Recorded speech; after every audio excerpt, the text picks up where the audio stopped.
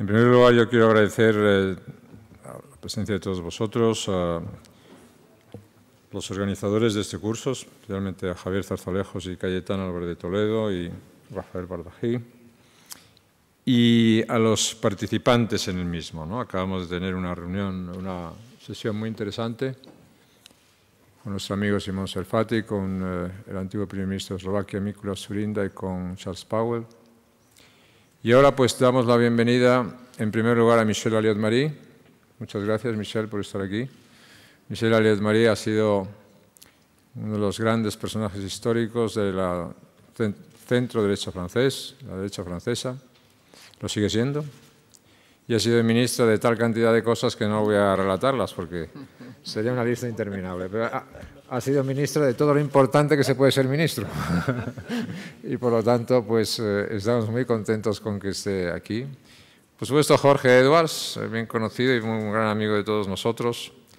Escritor, crítico, periodista, diplomático, premio Cervantes y un gran amigo.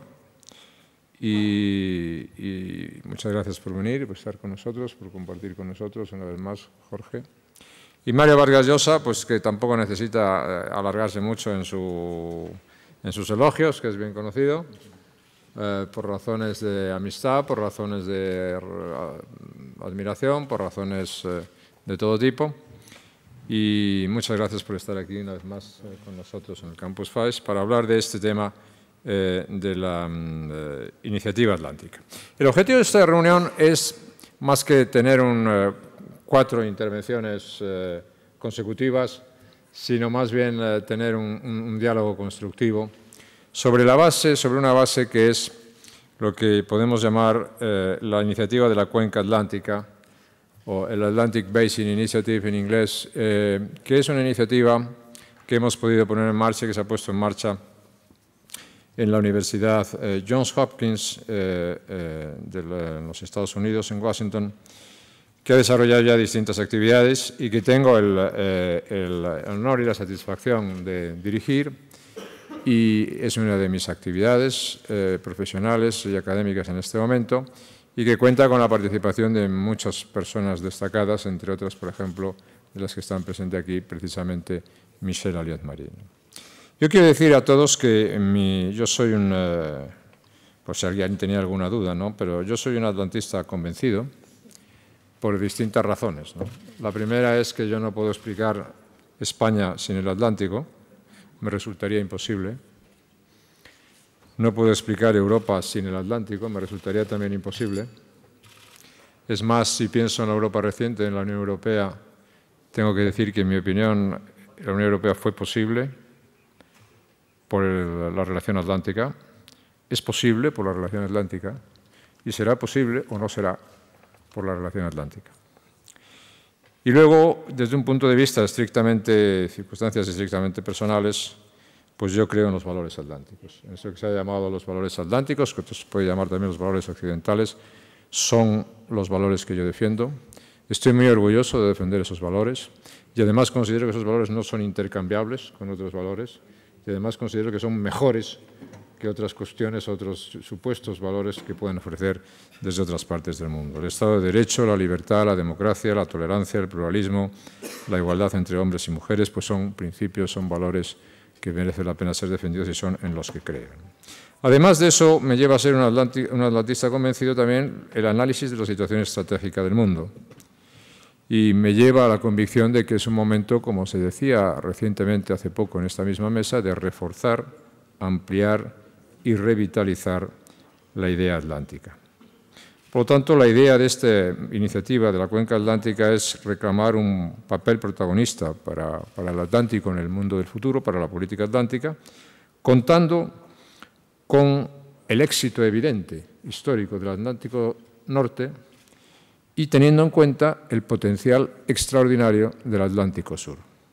Es decir, que la cuestión sería cómo incorporamos el Atlántico Sur a las corrientes políticas generales del Atlántico Norte. Ese es el sentido básico de la iniciativa de la Cuenca Atlántica, es mirar al Atlántico como un todo y pensar que la relación atlántica del futuro no debe estar solo basada en una relación histórica cada vez con una gran relevancia y con una gran trascendencia entre Norteamérica y Europa, sino que debe estar mirada en 4 pilares: Europa, Norteamérica, América del Sur y Centroamérica y una parte del continente africano. Eso es lo que denominamos la iniciativa de la Cuenca Atlántica, una iniciativa basada en esos 4 pilares. Otra de las cuestiones que maneja esta iniciativa, cuyo manifiesto y cuyos objetivos tienen todos encima de la mesa, pues es salir al paso de la idea de que el mundo del futuro está escrito inevitablemente en el Pacífico y que el destino del mundo atlántico es inevitablemente el declive. Eso no es así, eso yo no estoy de acuerdo con esa visión y no planteamos esa visión en términos, en ningún caso, de confrontación, obviamente, sino en términos de análisis estratégico real. Del declive del Atlántico, del declive de las políticas atlánticas o del mundo occidental se ha hablado muchas veces, muchísimas veces, en distintos momentos de forma recurrente. Las últimas han sido, por ejemplo, hay que recordar cuando se hablaba de la capacidad japonesa en los años 80 como una capacidad desafiante de lo que significaba el mundo occidental o la relación atlántica, o en este momento, obviamente, de China, ¿no?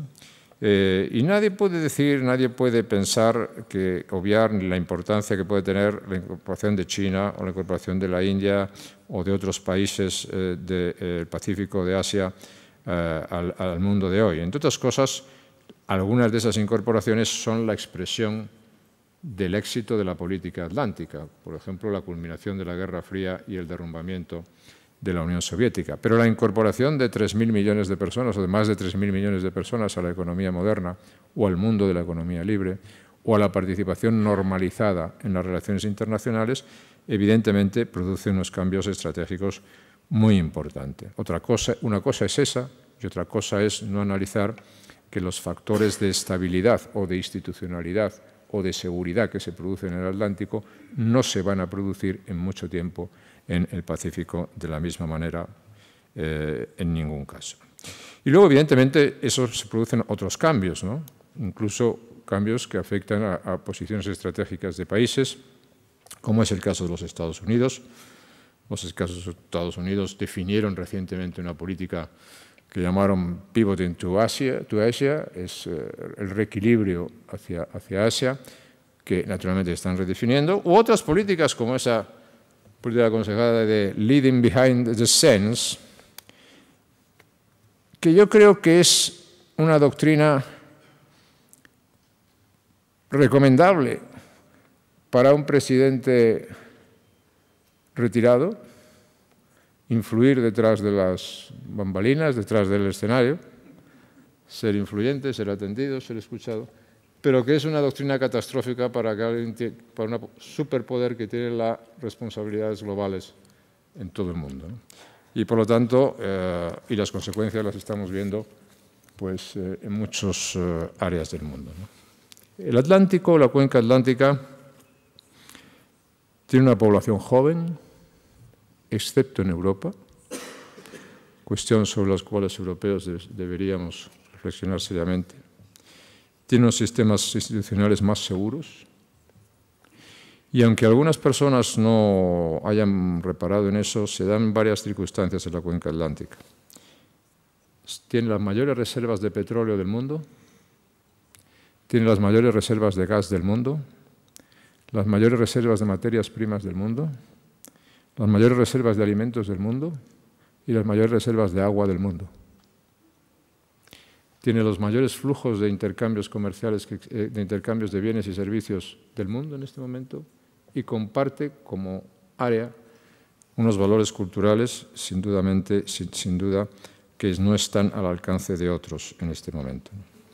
Nosotros hemos querido organizar esta iniciativa en la Universidad Johns Hopkins sobre capítulos concretos para trabajar sobre aspectos concretos, porque no se trata de una idea ambiciosa, pero no se trata ni de crear ni proponer nuevas instituciones, ni de proponer nuevos organismos, etcétera, etcétera, que al final muchos de ellos todos acaban en lo mismo, ¿no? Se trata de trabajar sobre cuestiones concretas, por ejemplo, energía, por ejemplo, crecimiento y desarrollo humano, por ejemplo, seguridad, por ejemplo, las cuestiones relativas al desarrollo institucional y a la democratización, por ejemplo, todas las cuestiones relativas a la criminalidad o lucha contra la droga, que ya es un fenómeno absolutamente no solamente transnacional, sino que afecta y de alguna manera invade toda la cuenca atlántica.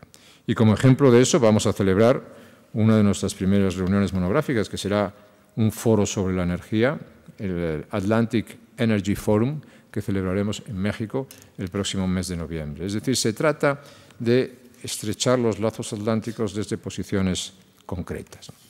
Esa es la iniciativa de la Johns Hopkins University, que obviamente pone su atención también en muchas otras iniciativas, ¿no? Y convencidos como estamos de la necesidad de estrechar esos vínculos y de redefinir la política atlántica, ¿no? A una de las que yo me quiero referir es a una de las que considero la más importante iniciativa estratégica que tiene en este momento la Unión Europea puesta encima de la mesa, por no decir la única, y probablemente la más importante también que tienen los Estados Unidos, que es la creación del área de libre comercio entre Estados Unidos y Europa. Eso no solamente significa una grandísima importancia en términos comerciales, sino significa que tiene una grandísima trascendencia desde el punto de vista estratégico y desde el punto de vista político.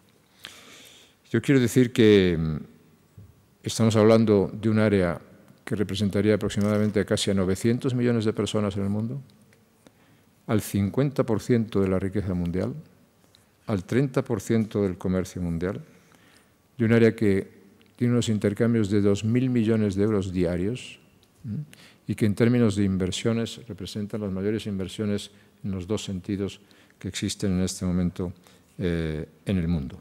Pero además, por razones estratégicas, por razones políticas, por razones de defensa, por razones de seguridad, por las transformaciones que se están produciendo, por como se hablaba antes, y hablaremos también en México, por las necesidades energéticas europeas, por la revolución energética que se está viviendo en los Estados Unidos, pero por una necesidad vital europea y una necesidad también vital de los Estados Unidos, evidentemente yo considero que esa iniciativa es una iniciativa de una importancia estratégica fundamental.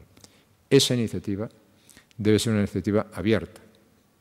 Y esa iniciativa abierta es donde, evidentemente, juegan los conceptos no solamente del Atlántico Norte, sino también, obviamente, entre otros, del Atlántico Sur. Bien, esta visión, que no es una visión geográfica de Cuenca Atlántica, sino una visión política, basada en valores, y si me pueden permitir, acabamos de escuchar por el antiguo primer ministro de Eslovaquia, Mikuláš Dzurinda. Hombre, Eslovaquia no es precisamente un país costero atlántico, ni costero con nada, pero es un país atlántico. Polonia no es un país atlántico, pero es un país estrictamente atlántico en términos políticos.